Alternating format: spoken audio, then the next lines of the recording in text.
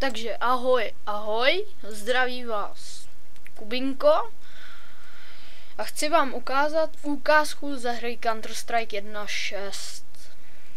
Mám tu mapu a budu hrát s botama, na serveru nehraju věčně. Dám DDoS 2 start, musíte po chvilku počkat strpení počítače, jinak tato hra je celkem se špatnou grafikou, ale mě celkem baví. Tady si můžete vybrat teroristu nebo policisté, nebo automaticky, no po případě toho pozorovat. Tady dáte Bčko a vyberete si, co budete chtít. Dáte náboje do pistole a tady si dáte, můžete si tu koupit nějaké to obrnění. Je to o tom, že prostě se tu furt střílí a vždycky kdo nejvíc, nebo tak řečeno, kdo má nejvíc killů, tak něco dostane. Je to tak jenom na serverech, ale tady to můžete vidět taky, no ale je tady u těch botů je to tak, že musíte, prostě je to na ty týmy a kdo vyhraje, jestli policisté nebo teroristé, to už je ovlivněno vámi nejvíce, protože ty boti moc nekillujou. Já teda to taky moc neumím zrovna, ale chci vám to ukázat. Jinak toto bude informačka, že to je jenom krátké video, nebude to nějak extra dlouhé. Možná tak na 5 minut. Jinak na příště chci přichystat nějakou jinou hru, nějaký tutoriál. Je to samozřejmě první video na mém kanálu. A chci vám poděkovat za to, že se vůbec na mě koukáte.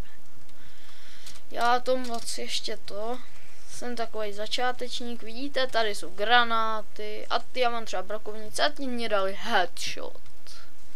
Jinak potom, když máte minu, to vám ukážu hnedka. Počkat. Tady můžete dát bot kill, to je zrychlení hry. Těch, co je vždycky víc, tak ty vyhrajou. Tady si koupím třeba brokovnice a já vám hnedka ukážu, kde se pokládají ty miny. Tato mapa se jmenuje DDoS 2. Můžete si samozřejmě tam nastavit více těch botů, jo. Dají se tu stáhnout super cheaty na tyto hry, ale já hraju bez cheatů a nechci, aby vůbec jsem hrál bez cheatů. Ale to je jen tak mimo. Já vám jenom, že se dají stáhnout kdekoliv. Tato hra je přístupná na úložtu v podstatě kdekoliv chcete, no. A to velice zábavná hra, pro některé až moc. Můžete si tu koupit třeba GM-ko na serverech. Stojí to samozřejmě nějaké ty peníze, není to zase tak hodně drahé, ale nemusí to, můžete si za to koupit taky něco jiného než nějaký GM-ko, že? To je jenom k tomu. Potom vám chci také říct, že ať dáváte prosím odběry i komenty, pokud se vám to líbí. Jinak na příště teda nějaké to jiné video. Takhle tu furt chodíte a tak dále. Říkám, je to velice je lehce pochopitelná hra. Připravil jsem se ji proto, protože jsem zatím neměl co na mysli, co bych vlastně dal do videí. Ale to je jen tak mimo. A zase mě sejmuli, jak vidíte. Zatím se mi to velice daří, a že mě furt jenom sejmuli. Já vám tu ještě chvilku něco ukážu a potom to asi ukončím. Jinak pokud se vám to opravdu líbí, dávajte odběry a tak dále. Já mám trošku horší počítač, takže občas, kdyby se to laglo, tak prosím. Já za to moc nemůžu. Budu si kupovat nový, tak to bude lepší a budou videa mnohem kvalitnější. Jinak zase mě sejmuli, tak to vidíte.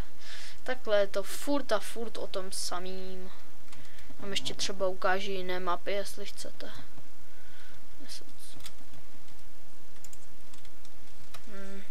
Pardon, tady a tady si vyberete cokoliv budete chtít, že jo. Je jich tu spousta. Oni některý teda nefungujou, ale některý jsou celkem dost dobrý, třeba do Inferno. Tam si můžete vybrat i obtížnost a hraju na tu lehkou.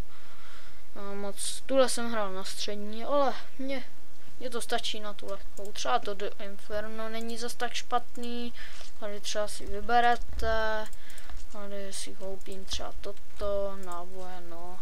Takhle furt tady střílíte, je to trochu jináčí mapa, ale není také dosti špatná.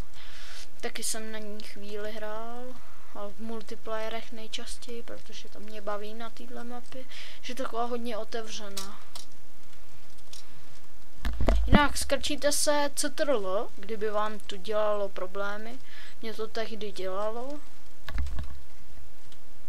Jinak sorry za ty lagiče, no tak to musíte strpět. No jo, ale tohle jsou pořádný lagiče. Fakt sorry. Teď mě právě killli. Já vám ukážu, kde se pokládají ty miny. A potom to asi ukončíme.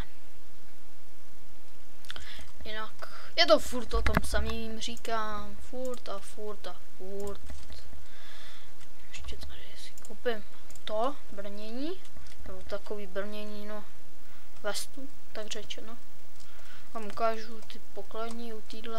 Do Inferno je velice dobrá mapa. Jinak to stáhnete na tom uložtu. Klidně vám tam dám odkaz, jestli to budete chtít. Napište když tak do komentů a já vám ho tam do příštího videa přidám. Jinak takhle chodíte. Tady normálně položíte tu minu, to je první pokladiště a to druhý, to přesně nevím, to musím myslím tudy. Jo, hned to bude, tady to někde je, tady máte startovní pole policajtů. A tady je to druhé pokladiště. Jo, tady to teďka pokládají. Častěji je to i tak na serverech, i když je to pěkná nuda. Na serverech jsou větší bitky, to vám upozorňuji, ale není to pro ty začátečníky. Nejdřív by si měli začínat na botech, protože pro ty začátečníky na serverech hnedka vás tam zabíjí. Já bych to asi ukončil. Pro dnešek je to vše. Já vás chci pozdravit a dávejte odběry, dívejte se na moje videa a ahoj!